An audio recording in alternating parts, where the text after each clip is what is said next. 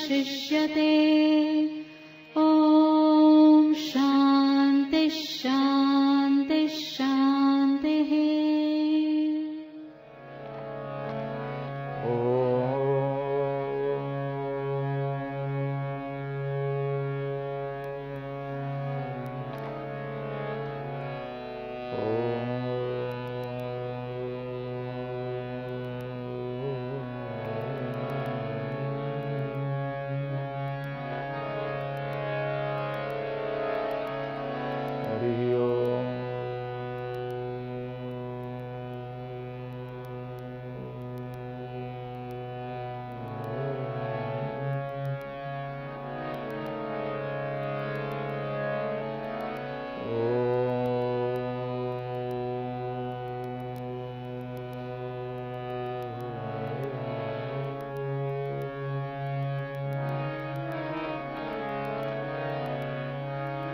नमस्ते रुद्रमन्यव उतो तैथवे नमः। ॐ शान्ति शान्ति शान्ति। भद्रं नो अपि वातय मनः।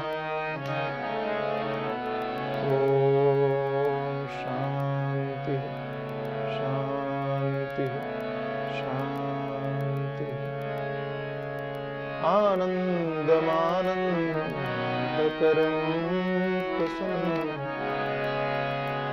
ज्ञानस्वरूपं निजभावयुक्तं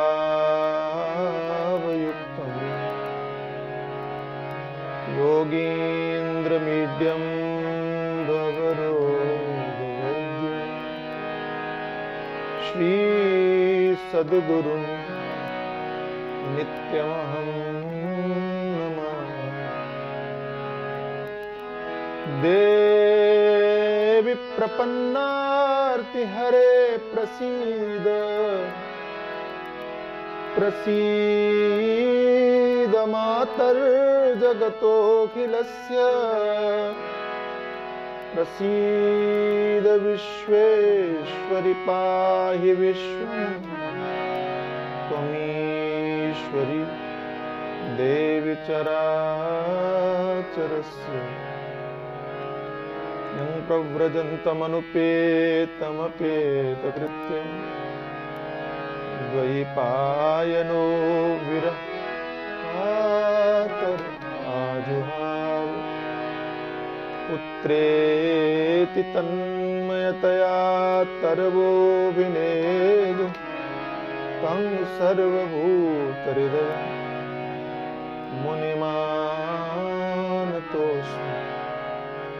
सच्चिदानन्दरूपाय विश्वोत्पत्त्यादिहेतवे तापत्रयविनाशाय श्रीकृष्णाय वयं नमः। तापत्रयविनाशाय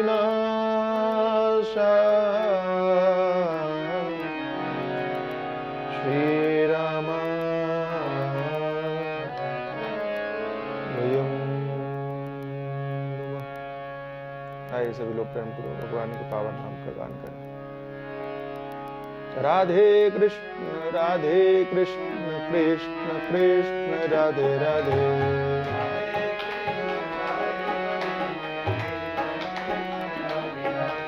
राधे श्याम श्याम श्याम राधे राधे।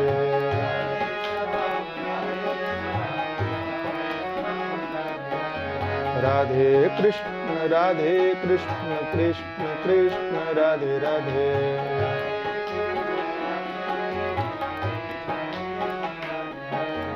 राधे श्याम श्याम श्याम राधे राधे।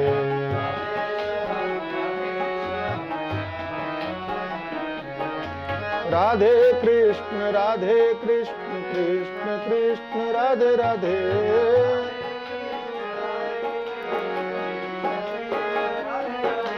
राधे श्याम श्याम श्याम राधे राधे।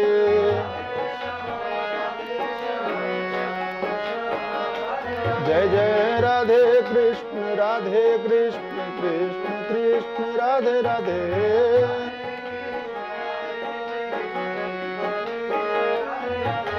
राधे श्याम श्याम श्याम राधे राधे राधे राधे श्याम।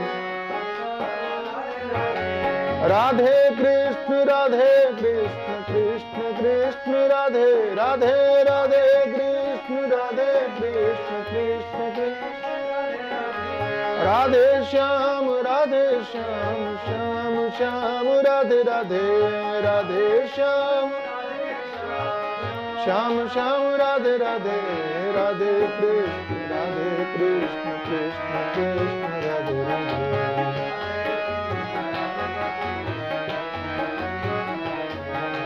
राधे श्याम श्याम श्याम राधे राधे।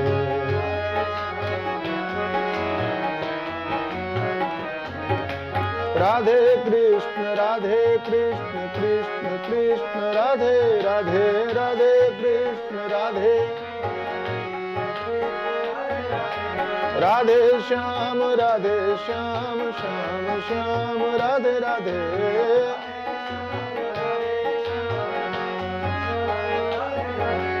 राधे कृष्ण कृष्ण कृष्ण राधे राधे राधे कृष्ण राधे। राधे श्याम श्याम श्याम राधे राधे।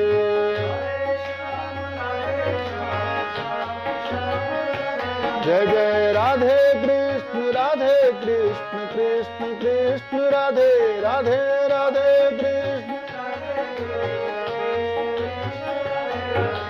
राधे श्याम श्याम श्याम राधे राधे। श्याम श्याम राधे राधे राधे कृष्ण कृष्ण कृष्ण राधे राधे।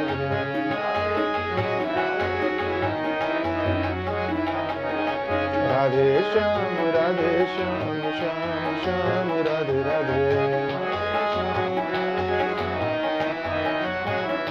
जय जय राधे कृष्ण कृष्ण कृष्ण राधे राधे।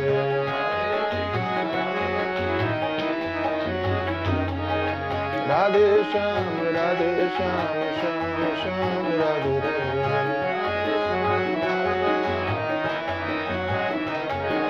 श्याम श्याम राधे राधे। श्याम श्याम राधे राधे। श्याम श्याम राधे राधे। श्री राधा कृष्ण भगवान की जय। सद्गुरुदेव भगवान की जय। सच्चिदानंद भगवान की जय। सनातन धर्म की जय। श्री कृष्णचंद्र भगवान की जय। श्री भागवत महापुराण की जय। श्री शुकदेव भगवान की जय। श्री बाबुलनाथ महादेव की जय। श्री हनुमान जी महाराज की जय। श्री शंकराचार्य भगवान की जय। स्वामी श्री प्रेमपुरी जी महाराज की जय।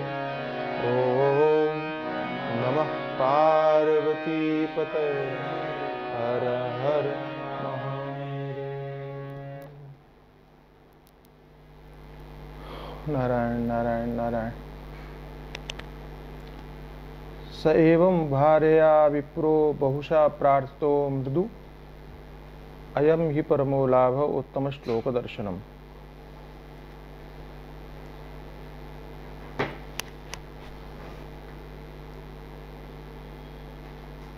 अपने श्रीमती जी का कथन सुन करके और सुदामा जी के मन में भगवत दर्शन की उत्कंठा जागृत हुई। भक्त का स्वभाव है कि किसी भी बहाने में या किसी भी माध्यम से भगवान का चिंतन हो, भगवान का सानिध्य हो, वो उसी को महत्व देता है। यद्यपि व्यवहारिक जीवन की कठिनाइयां अधिक हैं और समस्याएं अधिक हैं, लेकिन इन कठिनाइयों और समस्याओं के बीच में भी महत्व भगवत दर्शन को दिया। यद्यपि पत्नी ने ये कहा कि जाना चाहिए, आपको भगवान के पास में आपके मित्र हैं, वे लक्ष्मीपति हैं, वो ब्राह्मणों के भक्त हैं, वे शरणागत रक्षक हैं, आप जाएंगे तो आपको कुछ न कुछ वे अवश्य धन देंगे।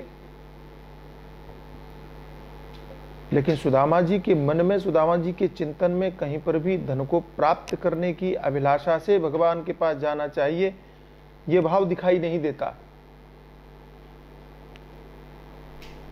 या सांसारिक समस्याओं की समाप्ति हो जाएगी, इस भावना से भगवान के पास में जाने की अभिलाषा सुदामा जी के जीवन में, सुदामा जी के मन में दिखाई नहीं पड़ती।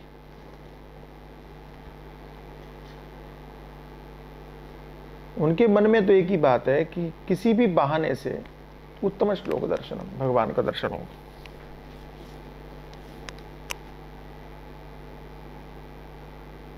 ये कठिन परीक्षा है और कठिन स्वभाव है हमारा कि कैसी भी परिस्थिति में हम अपने उस चिंतन को बनाए रखें जो हमारा स्वभाव। बड़ा मुश्किल होता है। हम आपसे आज कथा कर रहे हैं, हमारे लिए भी मुश्किल है,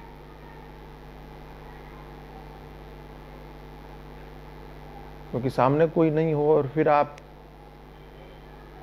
ऐसे भावपूर्ण पक्ष को कहें, बड़ा कठिन होता है। हम लोग कोई अभिनेता नहीं है कि आपने कैमरा चालू कर दिया और एक्शन बोल दिया और जैसा चाहो रोने का अभिनय करना हो रोने का कर लो, गाने का करना हो गाने का कर लो, हंसी का करना हो हंसी का कर लो। हम तो सहज जीवन जीने वाले आपकी तरह व्यक्ति हैं कि जहां लोगों के बीच में बैठ करके और सत्संग की बातें करने का स्वभाव रहा है। तो हम तो व्यक्ति के भाव को देख करके और बोलने के पक्ष धर रहे हैं कि सामने वाले का जैसा भाव बनता जाता है उसी भाव में अपनी श्रृंखला बहती चली जाती। लेकिन कोरोना काल की कठिनाइयां ऐसी हैं कि हम आमने सामने नहीं बैठ सकते, और उसमें भी ऐसा भाव पक्ष वाली कथा, ऐसी भाव पक्ष वाली कथा या कोई भी कथा हो, थोड़ा कठिन होती है। मैं अनुभव कर रहा हूं कि विपरीत परिस्थिति में भी अपने चिंतन को आप कैसे बचा के रखते हैं। सुदामा ने कैसे बचा के रखा, देखो आप।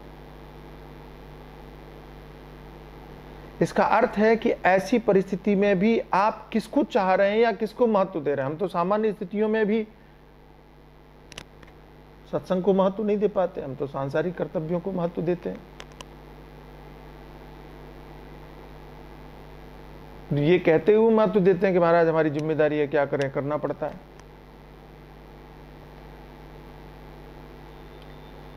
अच्छा, करना पड़ता है तो करो, हम उसका विरोध नहीं करते हैं,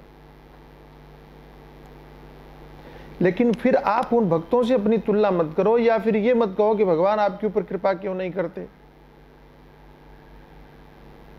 क्योंकि जिनके ऊपर भगवान ने कृपा की उनके जीवन को देखते हुए तो हमने कुछ नहीं सहा। आप आश्चर्य करेंगे, सुदामा का पूरा जीवन चला गया अभावग्रस्त अवस्था में, दुख की अवस्था में, लेकिन उन्होंने अपना चिंतन नहीं छोड़ा, उन्होंने अपना स्वभाव नहीं छोड़ा, और उसी स्वभाव का परिणाम था कि भले ही सांसारिक समस्या का निदान अंत में हुआ हो, लेकिन सुदामा अमर हो गए, चरित्र अमर हो गए।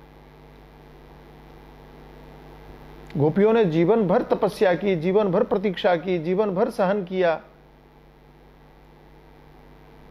व्यवहारिक दृष्टि से भागवत के अनुसार गोपियों को भगवान की उपलब्धि दोबारा नहीं हुई,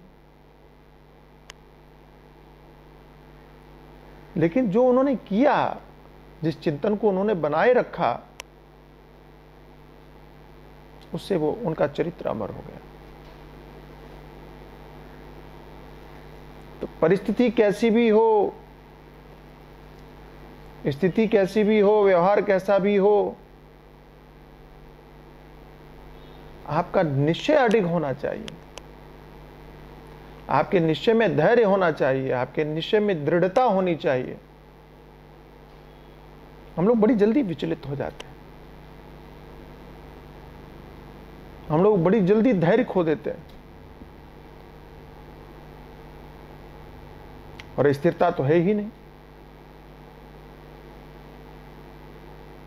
थोड़ा सा विपरीत माहौल दिखता है तो हमारा तो विश्वास डगमगा जाता है, डोलने लगता है। कई बार मैंने देखा है कि हमारी जो कंडीशन है ना, समुद्र में खड़ी हुई नाव की तरह होती है, जहाज की तरह नहीं, नाव की तरह, कि लहर आई नहीं छोटी सी और वो स्थिर नहीं रह पाती। हमारे चित्त की प्रवृत्ति वैसी है, कब पलट जाए कुछ भरोसा नहीं, और हिलती तो हमेशा ही रहती, स्थिर तो बिल्कुल भी नहीं रहती। ये कथाएं हमको प्रेरित करती हैं, ये कथाएं हमको कहती हैं। हम आज आप बोल रहे हैं तो भी मैं कल्पना ही करता हूं कि आप प्रेमपुरी के लोग सब बैठे हुए हैं सामने, उन चित्रों को देख करके फिर थोड़ा बहुत कहने का प्रयास करता हूं, लेकिन ये मेरे स्वभाव के विपरीत है, इतना ध्यान रखिएगा। स एवं भार्या विप्रो बहुशा प्रार्थितो मृदु अयम ही परमो लाभोत्तम श्लोक दर्शनम। सुदामा का एक और वैशिष्ट्य देखो कि अपनी निष्ठा या अपनी भावना को प्रकट करते हुए उन्होंने अपनी पत्नी को डांटा नहीं। वो भावना वाले कैसे हैं? वो भावना वाले ऐसे हैं कि वे धन को महत्व नहीं देते, वे धर्म को महत्व देते हैं, वे संसार को महत्व नहीं देते, वो भगवान को महत्व देते हैं। पत्नी ने जब कहा कि आप जाओगे तो आपको धन मिलेगा, तो ऐसा नहीं वो डांटना शुरू कर दिया, अरे तू कैसी भगत है, अरे तू कैसी भगवान की भक्ति करती है, तेरे मन में तो केवल पैसा ही पैसा भरा हुआ है, ऐसा है वैसा है, और हमको देखो हमारा तो चिंतन ऐसा है, हमारे मन में कभी कभी ऐसी उल्टी सीधी बातें वहां सुनाना शुरू नहीं कर दिया। और मैं सदैव इन छोटी छोटी बातों को अपने जीवन में स्थान देने के लिए प्रेरित भी करता हूं, स्वयं में भी सीखने की चेष्टा करता हूं कि आप इन छोटी छोटी बातों को महत्व दो। अपना ज्ञान, अपना चिंतन, अपना स्वभाव दूसरों को पर थोपने की कोशिश नहीं होनी चाहिए। आपका स्वभाव आपका है, सामने वाले की परिस्थिति सामने वाले की परिस्थिति है। केवल एक जगह जहां आप किसी का सुधार करने की मानसिकता रखते हैं, वहां तो आपका दायित्व बनता है कि आप सामने वाले को प्रेरित करो, सामने वाले को कहो। इसके अतिरिक्त और कहीं पर भी आपको कुछ कहने की आवश्यकता नहीं है। आपका चिंतन है, सामने वाले का चिंतन सामने वाले का चिंतन है। और इन चिंतनों में मिलावट कभी भी हमारे भक्तों ने नहीं की, हमारे संतों ने नहीं की, हमारे महात्माओं ने नहीं की, हमारे महापुरुषों ने नहीं की। पत्नी ने कहा, उनकी बात सुन ली कि हाँ वो भी अपनी जगह सही है, सही कह रही है, ऐसे कैसे चलेगा घर, कुछ और नहीं करते हो तो फिर चले ही जाओ, ठीक है। तो जाएं तो कहाँ जाएं? भगवान के पास जाओ। भगवान के पास जाके कैसे जाएं? मेरा मन नहीं है, ये कह रही हैं, तो अपने मन को समझा लिया कि भाई वो कह रही है, उनकी भी इच्छा पूरी हो जाएगी, तुम्हारा भी दर्शन हो जाएगा, बहुत दिन हो गए, बात खत्म। अपने जीवन में भी आप समाधान का रास्ता खोजो। किसी वैमनस्य को कैसे खत्म किया जाए, देखो सीखो। अब विवाद हो जाता, वही बैठ जाते कि हम तो, हमारी तो इच्छा नहीं है, अरे तुम चले जाओ, नहीं हमारी इच्छा है, अरे नहीं तो तुम यहां क्या करोगे, पूरा जीवन तो प्रतीक्षा करते करते हो गए, बैठे हो। तो भगवान के भजन की जगह, भगवान के चिंतन की जगह वहां लट चलने लगते, वहां झगड़ा हो जाता। आरंभ में लिखा है, यदृच्छयो पपन्नेन वर्तमानो गृहाश्रमी तस्य भार्या कुचैलस्य क्षुत क्षामा च तथा विधा। उनकी पत्नी भी उस तरह की थी, इसलिए थी क्योंकि पति भी ऐसे थे।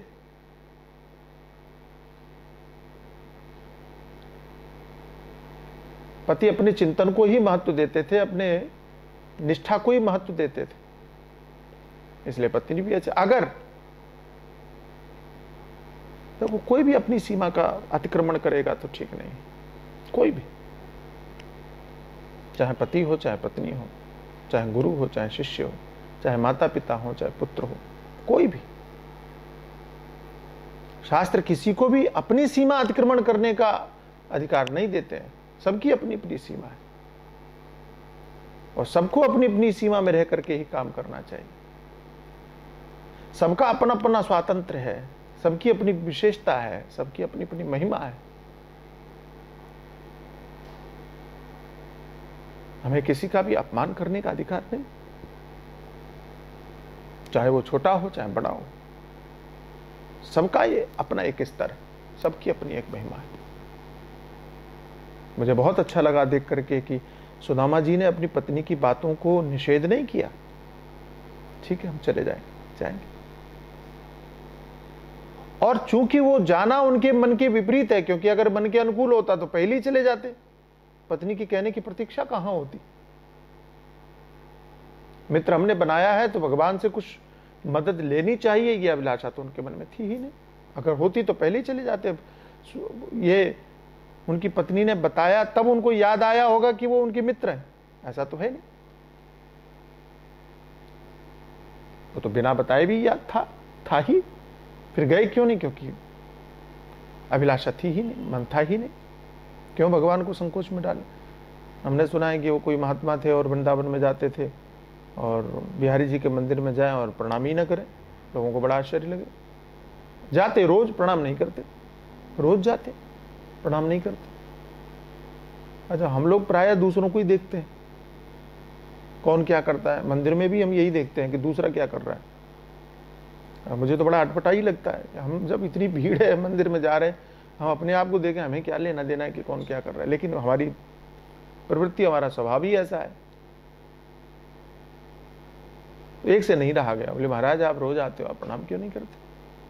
महात्मा हंसने लगे, बोले क्यों प्रणाम करूं? अरे क्यों प्रणाम करूं? मतलब भगवान है, प्रणाम करना चाहिए। तो हंसने लगे, बोले तुम लोग क्यों करते हो प्रणाम? भगवान का आशीर्वाद मिलेगा, कृपा मिलेगी। बोले हमें नहीं चाहिए। अब बड़ी विचित्र बात है, आपको आशीर्वाद कृपा नहीं चाहिए? बोले नहीं चाहिए।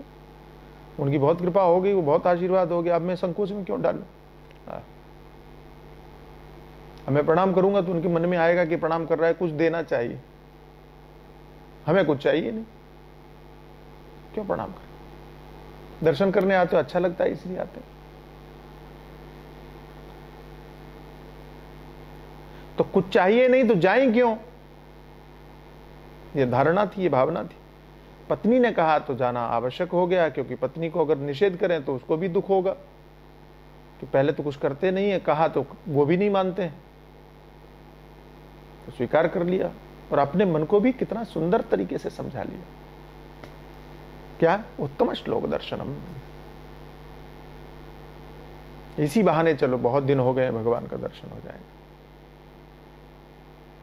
और इस भावना से प्रेरित होकर के यदि संचित्य मनसा गमनाय मतिन दधे अप्यस्त्वयि पायनम किंचित गृह कल्याण दीयताम। अपनी देवी से कहा, श्रीमती जी से कहा कि हम चले तो जाएंगे, तो हमने बढ़िया बात कही है, लेकिन शास्त्र की एक मर्यादा है, परंपरा है कि मित्र के पास में जाओ, अपने संबंधियों के पास में जाओ, गुरुजनों के पास में जाओ, भगवान के पास में जाओ तो रिक्त हस्तौ न गच्छेत्। खाली हाथ नहीं जाना चाहिए। तुम हमें भेजने के लिए कह रही हो, जाने के लिए कह रही हो, तो कुछ उनके लिए देने के लिए घर में है तुम्हारे पास? कैसे जाएंगे? हम जाएंगे और लोग पूछेंगे कौन आया है? मित्र आया है। तो मित्र आया है तो कोई उपहार लाया होगा।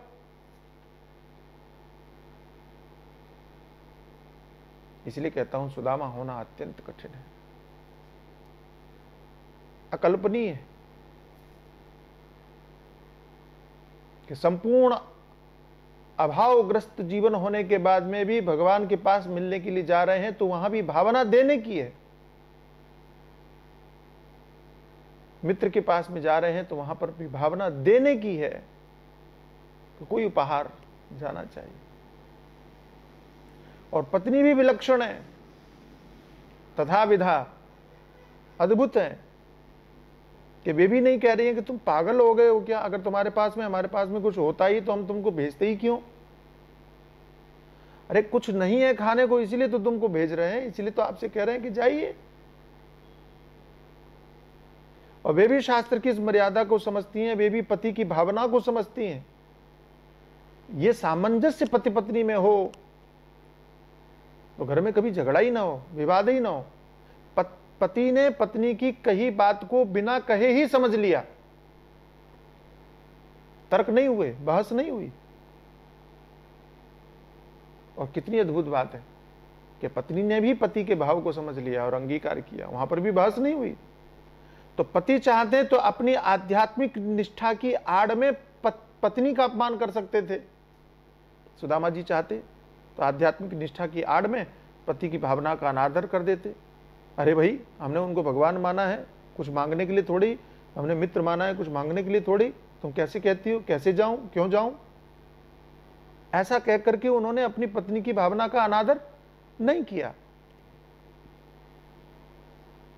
और सुशीला देवी की महानता देखिए कि जब सुदामा जी ने कहा कि कुछ उनको देने के लिए दे दो, तो उन्होंने भी ऐसा ताना नहीं मारा, तंज नहीं कसा कि अगर घर में देने के लिए होता तो फिर आपको भेजते ही क्यों।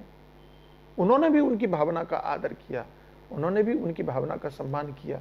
कितना बढ़िया सामंजस्य।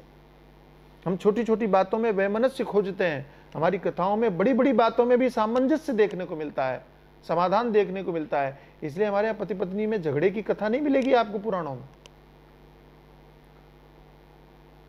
और आजकल तो आपको समाज में हर दूसरी कहानी में पति पत्नी पर चुटकुले दिखाई पड़ते हैं। हमारे यहाँ नहीं, हमारे यहाँ तो बड़ा पवित्र और बड़ा सम्मानित संबंध है पति पत्नी का, जहां एक दूसरे की भावना को समझते हुए जीवन जीने की कला है। इसलिए यहां विवाह हो गया तो तलाक की बात सोचता नहीं है कोई, संबंध विच्छेद की कल्पना जल्दी कोई नहीं करता। ये तो दूसरों की देखा देखी लोग सीखने लगे और समझने लगे हैं। हमारे यहाँ ये हमारी संस्कृति का स्वभाव ही नहीं, तलाक शब्द ही नहीं हमारे यहाँ। आप आश्चर्य करेंगे, हमारे यहां तलाक शब्द नहीं है, तिलांजलि शब्द है। यहां संबंध विच्छेद नहीं होता, त्याग होता है पूरी तरह से कि भाई तुम हमारे धर्म के अनुरूप नहीं हो, हम तुम्हारा परित्याग करते हैं, तिलांजलि देते हैं, हम दोबारा मुंह भी नहीं देखेंगे। लेकिन मूल कारण वहां धर्म होगा, ध्यान रखना, स्वार्थ नहीं कि तुम मेरे मन के अनुकूल नहीं चल रही हो इसलिए हम तुमको छोड़ते हैं। ऐसा कोई भी प्रकरण आपको कहीं पर भी किसी भी शास्त्र में देखने को नहीं मिलेगा। तुमने मेरी बात नहीं मानी इसलिए मैं तुम्हारा परित्याग। मैं तो क्या कहां तक कथा कहूं, कैसे कहूं, आप तो बहुत सुनते हो, जानते हो। अरे भाई, मन के विपरीत होने के बाद भी रावण ने अपने पत्नी का परित्याग नहीं किया। मंदोदरी ज्ञान देती, शिक्षा देती, सिखाने का काम करती, तो भी मंदोदरी को रावण ने यह नहीं कहा कि तुम मेरी पत्नी हो, तुम मुझे ज्ञान देती हो, मैं तुमको तलाक देता हूं, जाओ तुम जाओ अपने घर में जाओ, पिता के घर में जाओ। अद्भुत। पत्नी की बात सुनता, मानता, न माने बात अलग है, सुनता और साथ में रखा पत्नी को, छोड़ा नहीं, तलाक नहीं किया। क्योंकि हमारे यहां मन को महत्व नहीं है, हमारे यहां धर्म को महत्व है। धर्म के विपरीत आचरण करने पर अवश्य है कि शिवपुराण में कथा आती है कि वहां एक पंडित जी ने अपनी पत्नी को तलाक दे दिया। तलाक दे दिया मतलब तिलांजलि दे दी, तिलांजलि, परित्याग कर दिया। तलाक शब्द का तो कहीं है ही नहीं, उल्लेख ही नहीं। संबंध विच्छेद नहीं होता हमारे। क्यों नहीं होता? इसीलिए। झगड़ा क्यों नहीं होता? अच्छा, संबंध विच्छेद तब हो जब झगड़ा हो, विवाद हो। झगड़ा क्यों नहीं होता? क्योंकि दोनों एक दूसरे की बात को समझते हैं। मेरे भाई, हमारी संस्कृति ऐसी है, संपूर्ण विश्व में हमारी संस्कृति ऐसी है जहां पति और पत्नी दोनों मिलकर के एक शरीर का निर्माण करते हैं, दोनों एक बनते हैं। हमारे यहाँ कहावत है कि आधा व्यक्ति जो है, विवाह जब तक नहीं हुआ तब तक वो आधा है, लड़की जब तक विवाह नहीं हुआ आधा है, दोनों मिलकर के पूरे होते हैं। अब झगड़ा किससे करोगे? क्या ये दाहिना हाथ कभी बाएं हाथ से झगड़ा करता है कि बाएं हाथ कभी दाहिने हाथ से झगड़ा करता है? कभी नहीं। जहां एक हो गया वहां झगड़ा है ही नहीं। इस हाथ में दर्द होगा तो ये हाथ काम आएगा, और इस हाथ में दर्द होगा तो ये हाथ काम आएगा। ऐसा ही होता है, ऐसा ही हम करते हैं। दाहिने हाथ से सारे काम करने वाले हम लोग, अगर ये हाथ काम न करे तो बाएं हाथ तुरंत तैयार हो जाता है और करने लगता है। अभ्यास नहीं होने के बाद में भी करने लगता है। यही सामंजस्य हमारे पति पत्नी के संबंध में हमारे शास्त्रों ने दिखाए और सिखाए, इसलिए झगड़ा नहीं होता, कभी भी बात नहीं होता। ये दाहिना हाथ दिन भर काम करता है लेकिन कभी शिकायत नहीं करता कि भाई तू किस लिए है, मैं दिन भर लगा रहता हूं, तू भी तो कुछ किया कर, कभी नहीं शिकायत करता। बाएं हाथ कभी भी शिकायत नहीं करता है कि भाई मुझे गंदे काम के लिए ही क्यों रखा है, कुछ अच्छे काम भी करवा लिया करो, कभी शिकायत नहीं करता है। लेकिन जहां एक परेशान हो जाए तो दूसरा काम करने के लिए तैयार हो जाता है। विचित्र बात। पति पत्नी का संबंध ऐसा ही, तो पति कुछ करता है तो पत्नी को कोई परेशानी नहीं है कि इतना, पति को कोई अभिमान नहीं है कि हम दिन भर काम करते हैं, तो पत्नी को भी ये नहीं है कि भाई हमको इतना ही सीमित क्यों कर रखा है। मैं कैसे समझाऊं, आप मेरे इशारे को समझ सकते हैं। यही अंतर होता है। अगर आप सामने होते तो मैं ज्यादा बेहतर तरीके से आपको विस्तार करके बोल सकता था, तब क्योंकि मेरी आदत है पूछने की, तब मैं पूछता आपसे, हाँ ना कुछ सवाल जवाब करता, तब कहने में ज़्यादा रुचि होती मेरी। लेकिन जो मैं कहना चाह रहा हूँ वो आप समझ गए होंगे या समझ रहे होंगे, ऐसा मैं विश्वास करता हूँ। तो जहाँ सुदामा जी ने कहा कि कुछ देने के लिए दीजिए, आहा, वो धन्यतमा पतिव्रता सुशीला देवी ने ये नहीं कहा कि पतिदेव अगर खाने के लिए या देने के लिए कुछ होता हम आपको भेजते ही क्यों, ठीक हम देंगे। क्या किया, घर में तो कुछ था नहीं। तब भगवान सुखदेव कहते हैं पहली बार मांगने की बात कहते हैं। या चित्वा चतुरो मुष्टीन विप्रान पृथक दंडुलान चैलखंडे नतान बद्ध्वा भर्त्रे प्रादादुपायनम। याचित्वा चतुरो मुष्टीन, याचित्वा याचना करके, मांग करके 4 मुट्ठी पृथक दंडुलान, कूटा हुआ चावल यानी चिवड़ा, इसका पोहा बनता है। और गुजरात में तो पोहा खाते ही हैं लोग। तो कूटा हुआ चावल 4 मुट्ठी मांग करके लाए। तो यहां इस चरित्र में अभी तक भगवान सुखदेव ने कहीं याचना करने की बात नहीं कही थी। मांगने की बात अपने घर के जीवन को चलाने के लिए मांगने की आवश्यकता थी, ऐसा कहीं नहीं कहा था। लेकिन जब भगवान को देने की बात आई और तब पहली बार याचित्वा चतुरो मुष्टीन लिखा, इसका अर्थ है कि भगवान के लिए मांगने के लिए इनको संकोच नहीं हुआ। देने के लिए मांगना है तो क्या परेशानी, परोपकार करने के लिए, धर्म निर्वाह के लिए तो मांगने में कष्ट नहीं हुआ। मांगा, मांग करके, और वो चैलखंडे नतान बद्ध्वा, जो फटा पुराना वस्त्र था उसी के कोने में वो 4 मुट्ठी चिवड़ा बांध दिया। तो कहा कि महाराज आपको चाहिए था उपहार, ये लीजिए और आप भेंट दे दीजिए भगवान को। आंखों में आंसू। मैं तो कई बार सोचता हूं कि सुदामा जी ने देने की बात ये तो कही ही कि धर्म है, और ये भी कहा कि अभी देने की बात कहूंगा इसके यहाँ तो है ही नहीं कुछ देने के लिए। जब देने के लिए नहीं होगा तो फिर मेरे को ये बहाना मिल जाएगा कि भाई जब देने के लिए नहीं तो मैं जाऊं कैसे, खाली हाथ कैसे जाऊं, तो जाना नहीं पड़ेगा। लेकिन ये थोड़ी पता था कि पत्नी तो देवी जो है मांग करके ले आएंगे। अब तो जाना ही था। तो कंधे पे डाल के सुदामा जी द्वारिका की ओर चले। और बार बार मन में भाव क्या है, सदा सतानादाय विप्राग्रह प्रयेउ द्वारकाम किल कृष्ण दर्शनम मह्यम कथम स्यादिति चिंतयन। तो ब्राह्मण देवता वो चिवड़ों को लेकर के चले तो रास्ते में यही बार बार सोचते जा रहे हैं, भगवान के दर्शन कब होंगे, भगवान के दर्शन कैसे प्राप्त होंगे, क्या ऐसा संभव होगा कि हम और जाएं और हमको कोई रोके ना और हम भगवान से सीधे मिल लेंगे।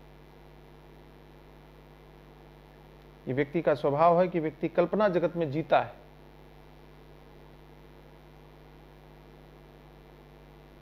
आपका हमारा स्वभाव है कि हम जो कल हमें दिखाई नहीं देता उसकी हम कल्पना करने लगते हैं,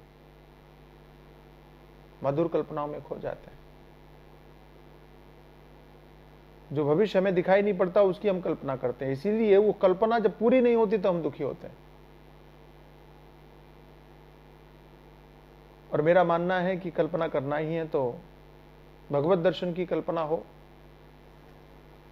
मेरा मानना है कि कल्पना करना ही है तो अध्यात्म निष्ठा की कल्पना हो, सुंदर दर्शन की कल्पना हो, तीर्थ की कल्पना हो, कथा की कल्पना हो, सत्संग की कल्पना हो। ये कल्पना भी पुण्य है।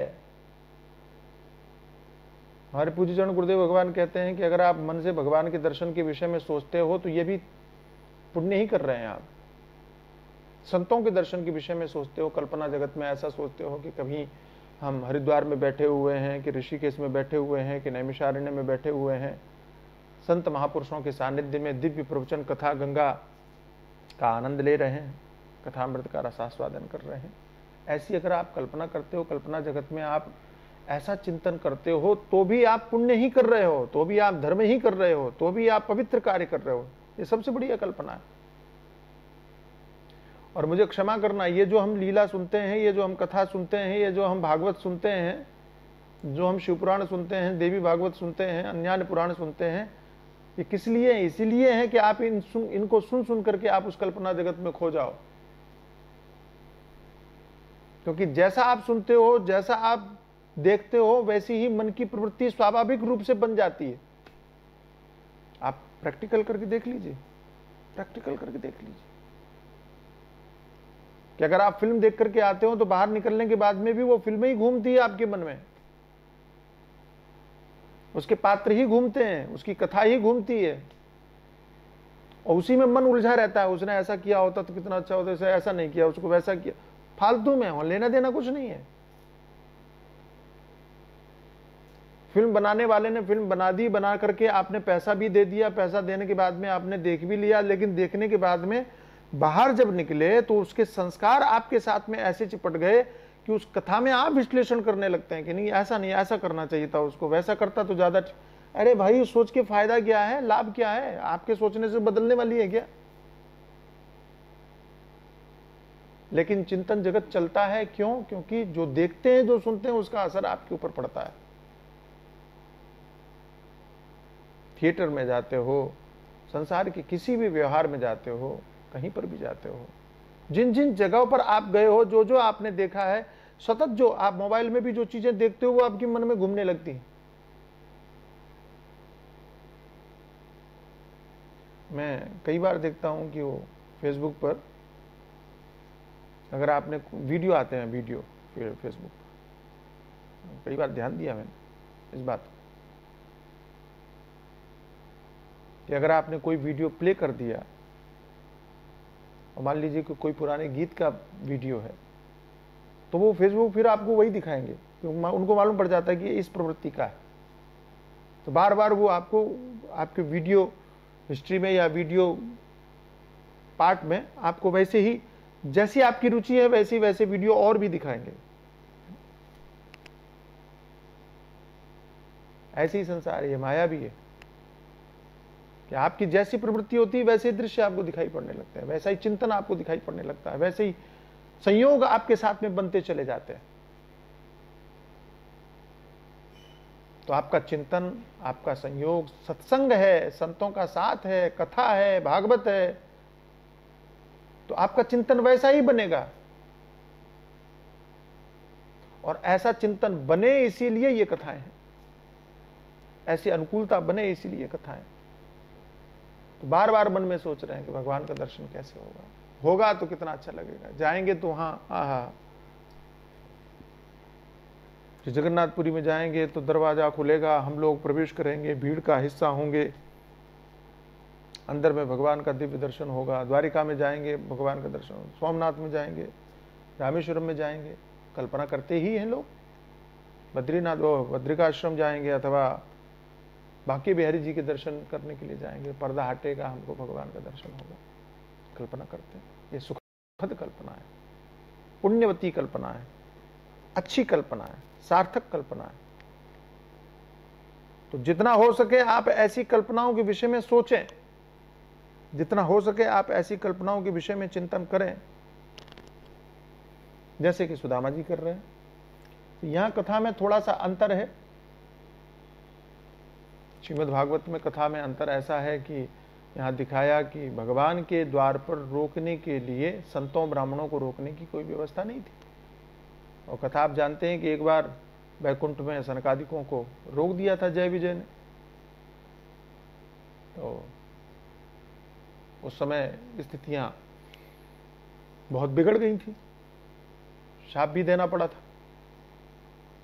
राक्षस भी बन गए।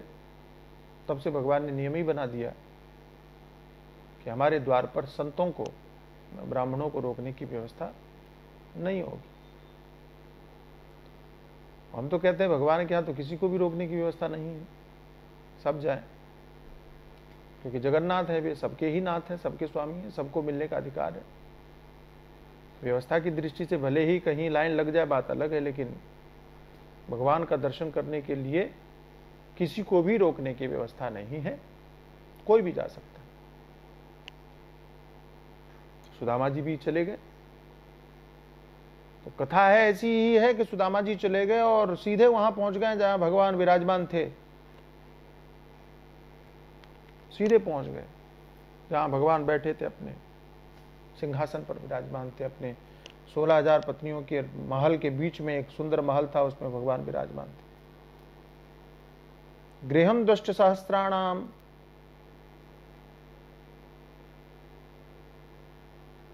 महर्षीणाम हरिर्द्विजः विवेशैकतमं श्रीमद् ब्रह्मानंदम गतो यथा।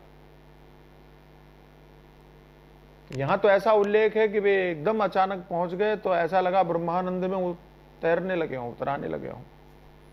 दिव्य शोभा देख करके चकित रह गए।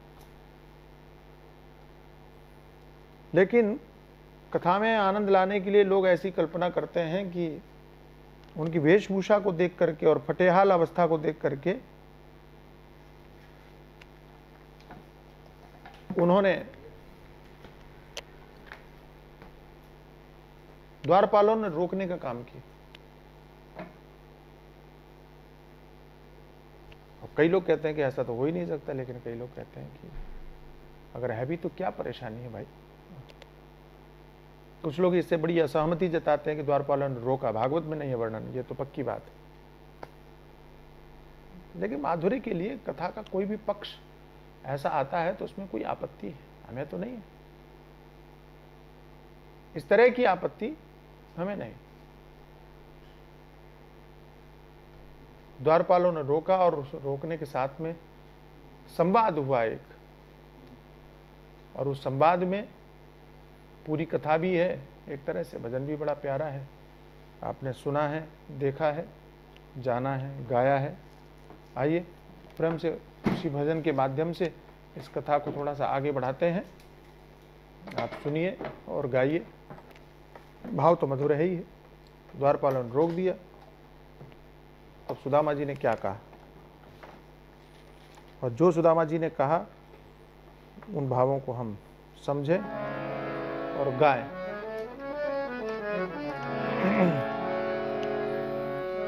अरे द्वारपालो कन्हैया से कह दो, अरे द्वारपालो कन्हैया से कह दो कि दर पे सुदामा गरीब आ गया है, दर पे सुदामा गरीब आ गया है। अरे द्वारपालो कन्हैया से कह दो, अरे द्वारपालो कन्हैया से कह दो दर पे सुदामा गरीब आ गया है।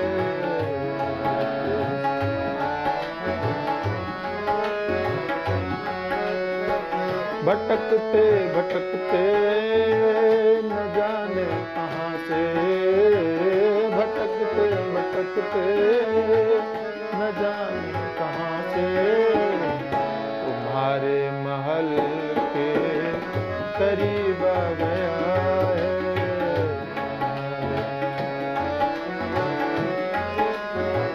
गया है, अरे द्वारपालो कन्हैया से कह दो, अरे द्वारपालो कन्हैया,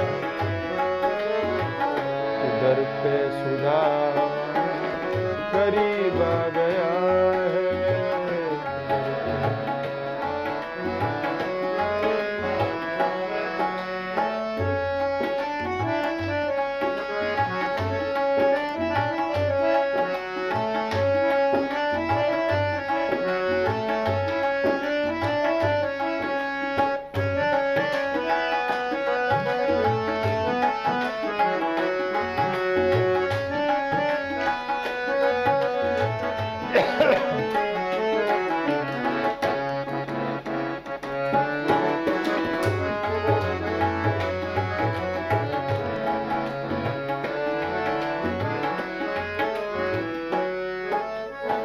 न सर पे है पगड़ी, न तन पे है जामा,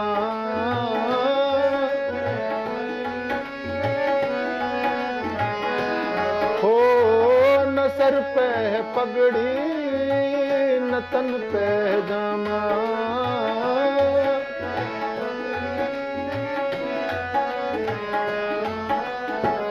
बता दो कन्हैया से नाम है सुदामा हो।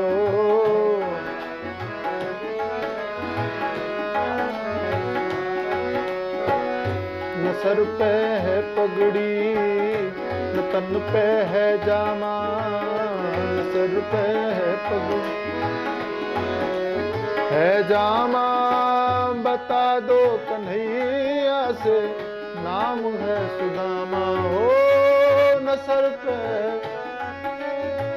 न तन पे है जामा, न सर पे पगड़ी, न तन पे है जामा, बता दो कन्हैया से नाम है सुदामा हो।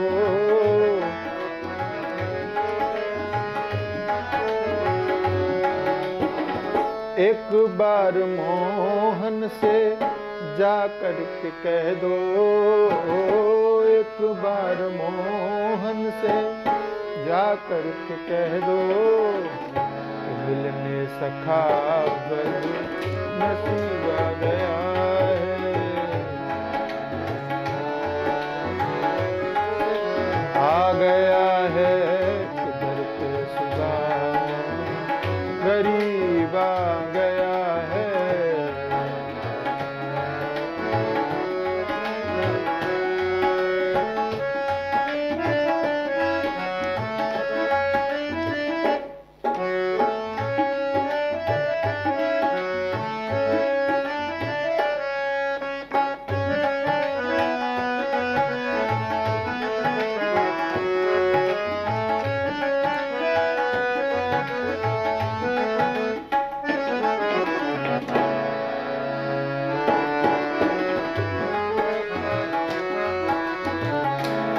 जैसे ही सुदामा जी ने कहा तो द्वारपालों ने जाकर के भगवान को सुनाया, बताया।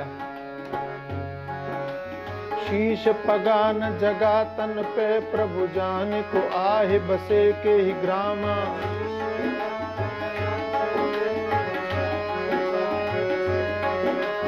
धोती फटी सिलटी दुपटी, और पाए उपान की नहीं सामा,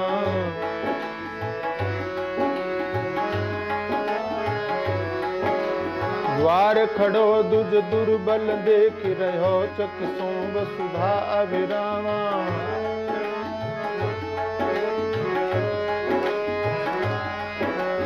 पूछत दीन दयाल को धाम, बतावत आपन नाम सुदामा। जैसे ही नाम सुना, सुनते ही दौड़े चले आए मोहन, सुनते हो सुनते ही दौड़े चले आए मोहन, सुनते ही दौड़े चले आए, लगाया गले से सुदामा तुम हो।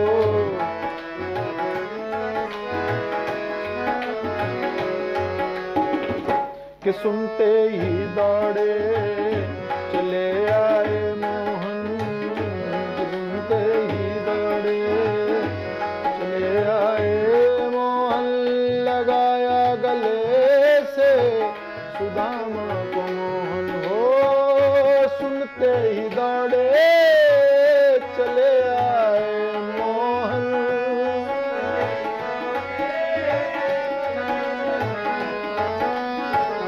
लगाया गले से सुदामा को मोहन, हो लगाया।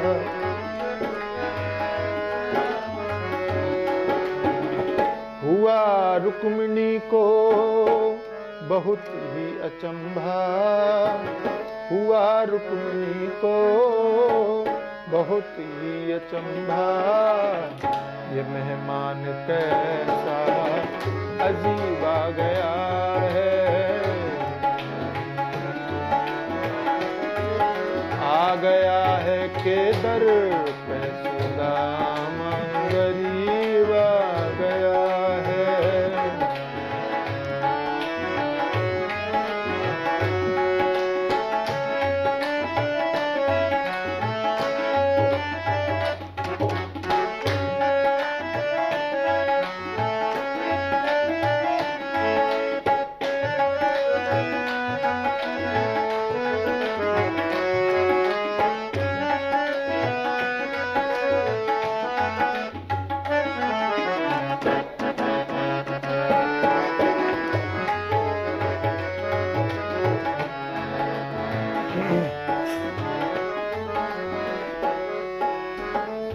आसन पे अपने सुदामा बिठाए, आसन पे अपने हो, आसन पे अपने सुदामा बिठाए, आसन सुदामा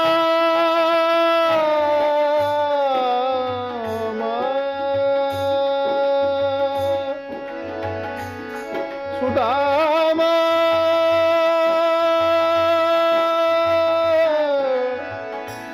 बिठाए,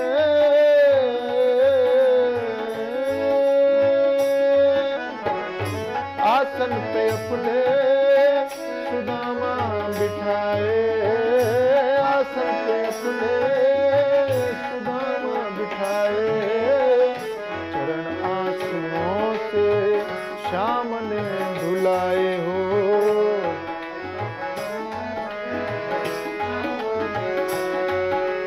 देख सुदामा की दीन दशा करुणा करके करुणा निधि रोए, देख सुदामा की दीन दशा। पानी परा तक को हाथ छुओ नहीं, नैनन के जल सो पग धोए।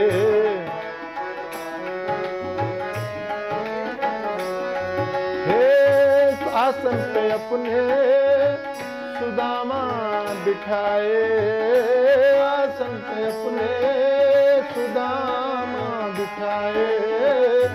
चरण आंसुओं से श्याम ने धुलाए,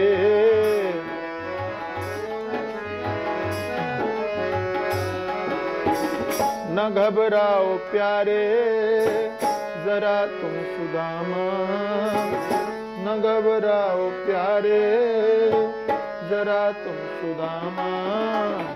खुशी का समा अब करीब आ गया, करीब आ गया है। अरे द्वार पालो कन्हैया से कह लो,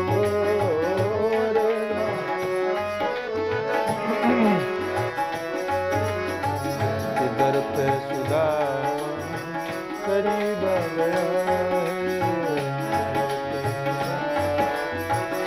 दर पे सुदामा, दर पे सुदामा गरीब आ गया। भोले भगवान की जय हो।